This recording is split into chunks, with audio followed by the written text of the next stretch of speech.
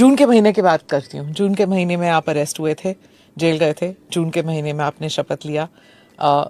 उस जून और इस जून, वो जो आपका सफर रहा है, उसके बारे में बताइए। पहले तो आपका धन्यवाद कि आपने मुझे बुलाया।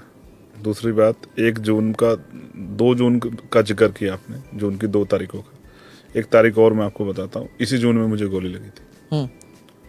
2023 में। तो 2024 में मैंने शपथ ली, 2024 में मैं जीता जून में, 2024 में शपथ ली जून में, 2023 में गोली खाई थी 28 जून को, और 8 जून को 2017 को मैं गिरफ्तार हुआ था, जब मैं 16 महीने जेल में रहा। तो जून मेरा अच्छा है। जून में मुझे जो है बहुत कुछ परेशानियों का सामना करना पड़ता आपके हुए। हाँ, और जून में मुझे कुछ उभार भी मिला। तो मैं जून का भी और हर एक दिन का धन्यवाद दूंगा। तो ये जनवरी बड़ी कठिन है, क्योंकि जहाँ से मैंने शुरू किया था वहाँ ये नहीं पता था कि इसका सफ़र में पार्लियामेंट का रास्ता भी आएगा, ये भी एक स्टॉप होगा पार्लियामेंट आने का, ये कभी मैंने सोचा नहीं था।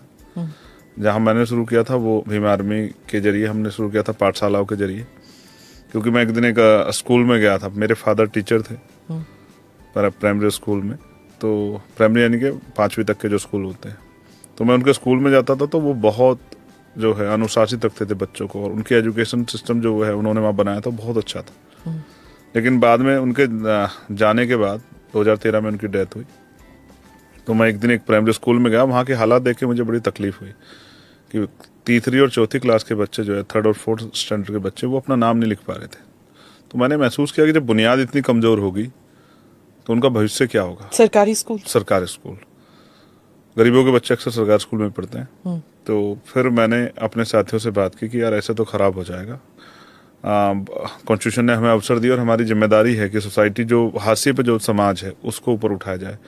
तो शिक्षा हमारा हथियार है, शिक्षा को ऐसे नहीं बर्बाद होने दे सकते। तो हम लोग अपने स्कूल खोलेंगे। तो हमने छोटी छोटी पाठशालाएं खोली, हज़ारों की संख्या में। एक लंबा समय लगा, 2-3 साल उनको खोलने में, 2013 से लेकर 2016 तक। और फिर एक ऐसा समय आया कि कोई गांव ऐसा नहीं था जहां हमारी पाठशाला ना हो। ये क्राउड सोर्सिंग किया आपने फंड्स के लिए? कुछ नहीं किया, जनता से पैसा लिया। बेसिकली हमने प्रेरित किया, मोटिवेट किया उन लोगों को जो बच्चे ग्रेजुएट थे, उनको मोटिवेट किया कि वो हाई स्कूल तक के बच्चों को पढ़ाएं, इंटर तक के। जो इंटर हाई स्कूल थे उनको कहा कि वो छोटे बच्चों को पढ़ाएं। इस तरह से एक दूसरे की जिम्मेदारी उनको समझाई, और जब उनकी जिम्मेदारी समझ में आ गई तो उन्होंने अपने आप से काम करना शुरू किया। और जो कुछ हेल्प करते थे वो गाँव के लोग कर देते थे।